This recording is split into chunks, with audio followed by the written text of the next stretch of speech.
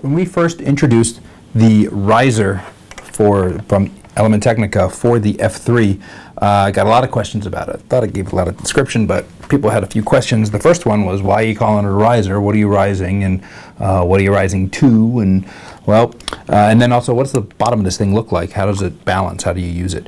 Well, first off, what you're rising is the camera. You're lifting it up so that you have these rods are the correct height and spacing for a matte box and traditional accessories in lightweight 15mm, but you also have this dimension, which is the correct height and spacing to be able to use a studio bridge plate system.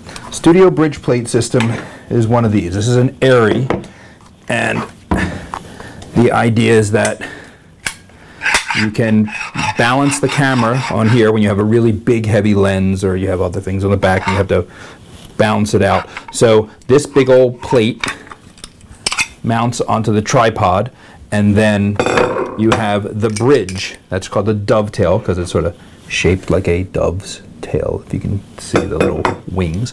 And then this is the bridge, and this bridge plate mounts onto the bottom of a camera, and then you have rods that go into it, studio rods, which are heavier duty than the lightweight rods. And this particular one is for 15mm. They also make them in 19mm, which is a newer standard. Newer, it's been around for 20 years. And this is what the bottom of the camera looks like. Now, these silver spots right here, that's magnets, and this is for the shoulder pad system that you can adjust. I took it off for now so you can see clearly what's going on down here. It just pops on and off. And right here is where you actually mount a bridge, or however you're going to mount to a base. So you have two sets of holes. You have two different sets of holes, and that's because there is some history to traditions of over the many decades of ARRI standards that you have different centering for 15 and 19 bridge plate systems. It's a 17.5mm distance between them. But anyway, you take this bridge, has two bolts, and it just goes onto the holes. You can go into this set there and centers properly, and just tighten those up. And now that will, if I tighten that on, this is correct height and spacing for a studio bridge plate system. And that way you can use big heavy lenses that need support, or large matte boxes like a 6.6 by 6.6 matte box, or something that won't fit on lightweight rods. You can use all of those traditional accessories. You can use the slide back and forth on the dovetail so that you can balance the camera when you have a huge lens that's 3 times the size of this little camera, things like that. You have that ability here. You also can use the Element Technica Hybrid Bridgeplate system. If you look at this base, you see these 4 little screws, and this shim, this little plate, comes off, and then you still have these holes underneath, and that difference in height is the difference between the ARRI standard and the Element Technica standard, which was another camera had to match that height standard. So you can look on here, you can see the different sets of holes, and they actually put extra sets of holes in there just so you have options.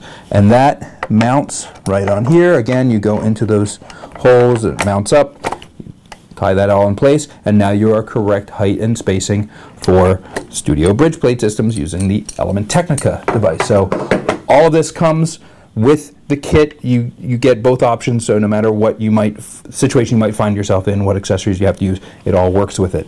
If you're not using a studio bridge plate system, and you say, well, I still need to be able to balance my rig, and I need to be able to use my equipment, if you have a large tripod, it'll have a large tripod plate, and these go right into the holes, and you can get them both in there. I'm kind of doing it upside down, but it goes right in there. You tighten those up, no problem. If you have a small tripod, it would have a plate probably around this size, and you can take those and you can get them in there. Now, if you have a plate like this one, this particular one uses 3/8 and 1/4 20. Now, the studio configurations of the world all use 3/8, and so these are larger holes, but you can get a little bushing like this, a little insert that is 3/8 on the outside and 1/4 20 on the inside, and you can just screw that in there, and then you can take this guy and put it in here, and it'll screw right down, and now you have a plate that can go directly on your tripod.